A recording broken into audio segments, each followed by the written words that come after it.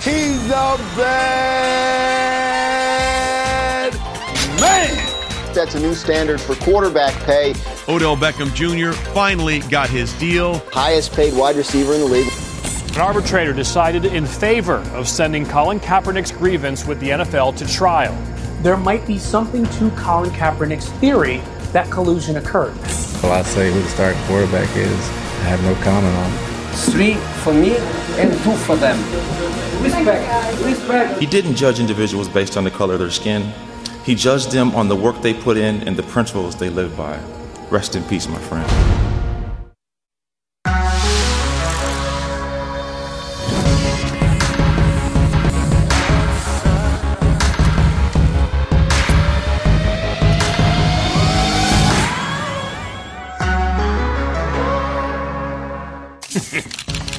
All the equipment working? Hey, we're on the air. All right, love it. August, you can put in the books. Goodbye. It's the Friday 4 Outside the Lines. I'm Bob Lee. And as we labor towards the holiday weekend, we want everyone to travel safely. Ryan Smith, Eagles guy from Philly, who was always offering me tips on that city. At least they weren't stock tips. Kate Fagan seeing nothing wrong in 100-year-old ballparks in another episode of Fixer Upper Can't Cure. And just when Jeremy Schaap thought he knew which quarterback was going to ruin his season in the NFL, that guy gets traded. All right. It is a week where the long green, the upfront whip out, money, lots of it, defining our big story of the week. NFL contracts breaching the 9-figure barricade with guaranteed money. College football season of the cupcake early game seeing millions spent for the easy wins. Even Jerry Jones looking to add games to the NFL season only because it's good for the players. $1 billion good, Jerry. Money makes the week go round. Money, money, money, money. The highest paid quarterback contract in league history. If there is one person who's worth it, it would be Aaron. The highest paid receiver in the NFL. Hey, hey, hey! My solution is real simple. Add 2 games to the regular season. That'll give them a bigger payday. Let's not forget the projection is the owners will all pocket an additional about $32 million. It's an incredible look into big money athletics. Speaking of money, within the last, 45 minutes, Aaron Donald of the Rams has signed a contract extension. Biggest defensive deal ever in National Football League history. $135 million for 6 years with the Rams, and over $85 million of that is guaranteed. So here we are with deals. As Bill Polian told me yesterday on this very show, owners are making money like they've never made it before, and now they're going to put this money into deals that stretch to the next union contract. Right. And what's interesting here is that we're seeing all of this money infused into the game, into the pro football universe, also into the college football universe, at a time when we're talking about football as if it's in existential trouble. So all the indicators tell us football in many ways is extremely healthy. They are making money hand over fist. They're not as worried about the ratings drop, about the politics of football right now, about the concussion crisis, as you might otherwise be led to believe. And that is what's so interesting here, that there are these two narratives running counter to each other in opposite directions about the health of the game that America loves the most.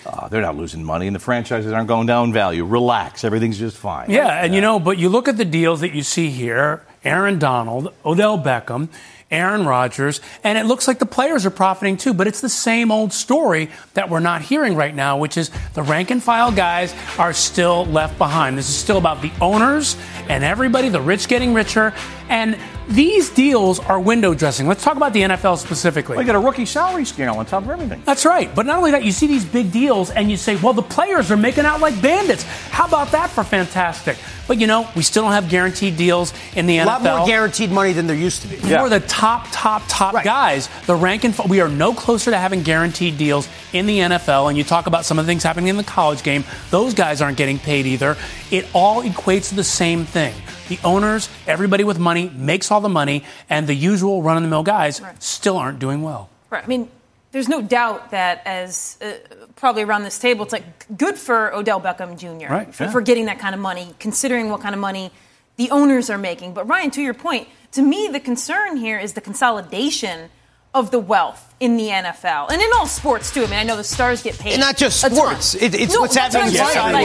Look at our society. Yeah, exactly. Look at Bob. All the wealth aggregates to the host. Paid 10 times. Always going for the cheap line. And here we are begging for scraps. But if you look at the consolidation of money in sports more and more over the years, to me, that is concerning because unlike other areas of our economy, there's not a ton of innovation and entrepreneurship when it comes to the sports world. At least outside of the sports world, you can see other mid-level companies start up and try and compete, introduce new products.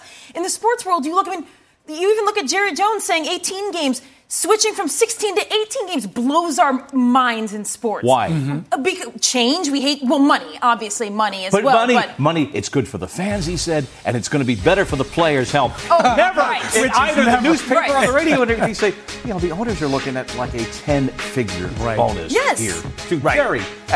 And so but you might also he goes right over the head of the union membership, right to the membership has the leadership. But you might be killing the golden goose. I mean, you would think that the league might have learned its lesson when they started pouring all those games, onto the schedule that we didn't necessarily need and the TV schedule, the Thursday night package. But by the way, even if the ratings aren't great, they're making money hand over fist. More is more for the NFL right now, despite some of the indicators. But nothing rates in American television like professional football. That's nothing right. Else. Right. That's right. I mean, the whole audience. Even if it goes down, it's exactly the differential between it and everything else grows.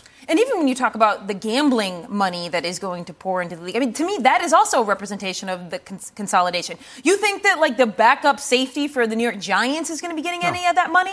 No, it's going to go to, a handful of people. And so to me, in the sports world, that's the one concern I have, other than absolutely good for the players who can get paid getting paid. But after that, when you look at where this money is going, and the lack of ability to change in the sports world, just the complete solidification of it to me is a concern. But why does it always become, what I don't understand about the way we look at the sports world is we look at the big salaries given to players and we say, see, they've gotten all this money. Why is anybody complaining? Yet we look at the gambling situation. We say naming rights, that money, right? Which they just said they can do for stadia. The NFL is coming. There's a lot of money at stake. And that only goes to teams, and nobody complains about that. Nobody says, well, why don't we give a bigger piece of that pie to the players? I'm not blindly saying players need more, players need more. What I'm saying is the narrative about players, which always surprises me when we talk about money, comes down to these guys are greedy. Now they've gotten some money. Now they shouldn't ask for anything else. When really, the argument is never there to increase the piece of the pie for the players. You want to go to 18 games? Give them more money. Increase that pie. That's a no-brainer. That is a non-starter for the NFL. The owners would never do that, and players would have to strike to have something like that happen. And that will never change. Meanwhile, all the money in college football, and we know some good reporting this past week, I believe, Steve Rabinowitz in USA Today, at least $45 million easy money checks going out for the designated loss teams to come in and lose. Duquesne plays at Hawaii, and they kind of took apart what Duquesne, I think we put it up on the screen. They got $200,000 cash. They got 100 round-trip air tickets to Hawaii. Wouldn't you bargain for 201 ways? I mean, if you're going anyway. And 55 to go out there and play that game, but you've got as many as 17 different checks for $1.4 million as you talk about the division of the haves and haves not. Yeah. It's never more stark than college football. I'm always 24 teams. I'm always conflicted about this, though, because I look at that and I say, for some schools, that's 10, 12, 15% of their budget playing some of these games. That's how they build the programs. That's how they keep the programs going. I mean, who am I to say that's not fair? Even those numbers. To lose by 50 points. Right. But it puts money into the program that wouldn't be there without those games. This is a tricky situation because on one hand, you want to make sure, and this is a way, that some of those smaller programs can fulfill the budgets that they have to fulfill. And they're still losing money. But on the other hand, I'm like, this means we're never going to see the games we actually legitimately should see.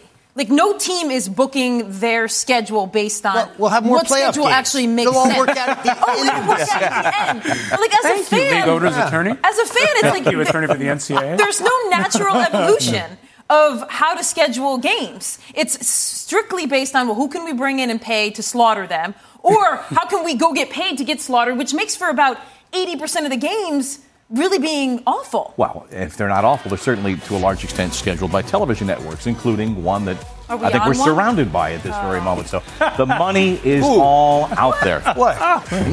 Easy now. All right, we've got the underreported coming up. Some astonishing stories there. I'm going to settle things with you during the break. And villains, warning Jets of New York, he's after you yet again this week. They're asking for it. It's a vendetta. Huh? It really is. Where are the Mets? Can you talk about the Mets? Yeah. Oh, God. That's next week. No. Please. I'm a squeaky toy, and I've got one job, getting chomped on by this little ankle sniffer. So pardon me for feeling inept compared to Geico, who does so much more. Like while I'm getting slobbered on, Geico is creating cool technology like their mobile app, which lets people pay their bills or file a claim. Plus, Geico is the fastest growing auto insurer for the last 10 years. Is it too much for me to ask for one more feature? Fast and friendly claim service like Geico, maybe? Oh, great. I'm getting buried again. Geico. Expect great savings and a whole lot more. Outside the Lines is brought to you by the unexpected energy of ExxonMobil. Energy lives here. Friday 4 continues on to our underreported stories of the week. I'm going to kick it off with something out of East Lansing, Michigan, as the NCAA has, and this came out yesterday, sent out a letter to Michigan State telling the program there that in terms of the Larry Nassar scandal, of course, we've had the many criminal investigations and other allegations made in Outside the Lines reporting earlier this year about the way football and basketball dealt with allegations of sexual violence. No NCAA violations. Some people are taking this as a sign of vindication on all points. It really doesn't stand that way. But Paul is reporting about the denial and the inaction and the information suppression. At no point in that reporting, and at no reasonable point as we talked about the Nassar scandal, was NCAA violations part of the equation. Right. I mean, there's only so far the NCAA goes, and so those that will then say that this is an affirmation or a vindication, go back and read what the reporting was on both stories. That's not the case. Right. This was a question about the right thing to do and the wrong thing to do, not necessarily about violations of the NCAA's rules code, which is about, fair play. It's not about these kinds of issues for the most part. Right. First and foremost, it's a defense of amateurism that the NCAA is trying to institute. So if we want them to litigate this kind of situation, they need to change what it is that their statement But I wonder... Go for it, Brian. I wonder if people will look at this and say, well, you looked at Penn State for violations based on what happened with Sandusky. Yeah, so why not here? I wonder if people will make that comparison. Sorry for interrupting. No. Just need folks thinking in more than 140 characters out there. There is nuance in all of these stories. Speaking of 140 characters, some of us have 280 now. I'm telling you, it's just so sad what we read yesterday. Yes. You're off Twitter. I am off Twitter, but I do have 280 characters. But it's going to be a hard right turn to the top. We are live, and it's linear television. Okay. We're moving on. So my underreported is former Ohio State assistant coach Zach Smith actually took to Twitter and had a bit of a meltdown. On Twitter, he released tweet after tweet. I mean, even at messaging, you see one of them there. He actually tweeted out a picture of his kids, and then within it, talked about wanting to defend these precious children against the attacks of, and you see at ESPN mentioned there, Paul Feinbaum, who has been on Outside the Lines a number of times, talking about what's been happening at Ohio State. I mean, when I say meltdown, I mean that there was like 5 or 6 tweets, and it was clearly meant in an attacking way and trying to vindicate himself, but when you kind of try to unravel all of it, it was the juice worth the squeeze on this one for Zach Smith, and I think the answer there would be no. All right, you've got a story, Jeremy, that some headlines, but as far as the import, looking down the line, this is huge. Yeah, it is a huge story, potentially, because Colin Kaepernick is now being allowed to proceed with his collusion case against the NFL. Arbitrator Stephen Burbank ruling against the NFL, which wanted summary judgment here, wanted the case dismissed. This is going to go to arbitration, and that means all the chips, are on the table for the NFL. They've already deposed, guys like Goodell and Jerry Jones and John Elway, but this, and this is Ryan's specialty more than mine. I mean, this is a case with a lot at stake. Not just in terms of the specifics here with Colin Kaepernick, but the reputation of the league. If the league has actually colluded, and colluded doesn't mean all the teams getting together. It doesn't mean the league getting together with all the teams. It just means 2 teams getting together. It means the league and 1 team getting together. So the burden of proof is high for Colin Kaepernick, but not insurmountable. Not a witch hunt. Practice law. That was perfect. Yeah. Thank you very much. Wow. I appreciate Don't wish that on him. All right. You've got a good story here. Yeah, this is good, and it's good for what the future holds in all of this. And by the way, let's give credit to Brian Windhorst, who reported on this story. The NBA, the NCAA, the Players Association, and USA Basketball all getting together to do a joint deal to help shepherd teens through the pro process. And let me back up on that a little bit. What's going to happen is, in the past, all these things function separately. We saw that story recently where the NCAA changed their rules and the NBA was blindsided. Well, now the NBA is going to get involved with kids that are brought in by USA Basketball, some 80 kids that they help train for the national team, help them with wellness and development skills and things like that. But people see this as the precursor to doing away with one and done, getting the NBA around these kids, letting them interact. I think it's the beginning of a whole new era in how we deal with young people in basketball, and a good one. One and done, as we know, though, it's part of that labor contract between the union and the NBA owners. Right. Villains, all right. I don't even think your tongue is firmly in cheek. No, I think you really carry this bile in your soul. Look, it's not bile. I speak from a confused perspective here on the Jets. Okay, here's a team that should know at this point how to manage a situation such as it has now with its quarterbacks. And instead of giving Sam Darnold, whom everyone is already putting in Canton based on, a couple of preseason games, instead of giving him a chance to learn, take his time, them take their time, not put too much pressure on him, they got rid of Teddy Bridgewater. They traded him to the Saints instead of giving Darnold a cushion. And now, of course, we expect him to be starting in week 1 and all those attendant pressures. And look, this is not a team that has had the kind of success in the last few seasons that would lead you to believe that they're going to be able to protect and develop this guy the way that they should immediately. I just don't get it. Well, on the bright side, you got a 3rd-round pick from it, which you can use to select a quarterback next year. Yeah. A whole year of programming for him on this program. I don't know, Ryan, what the Dow is doing right now, but I love the way the Browns threw the league under the bus in the course of this story. Go ahead. Michael Kendricks. So he is my villain in all of this, and he's my villain for a specific reason. Now, if you know about this story, Michael Kendricks was just hauled in, basically charged with insider trading by the feds for working with a guy at Goldman Sachs, getting tipped off on different deals. This is basically insider information for kickbacks. He turned $80,000 into $1.2 million in 5 months. But what I found interesting about this is a good rate of return. Kendricks, exactly. He gave an apology. He basically said this in public. I didn't fully understand the details of the trades. I was drawn in by the allure of being more than a football player with a friend that I thought I could trust. These guys were using codes to cover all this up.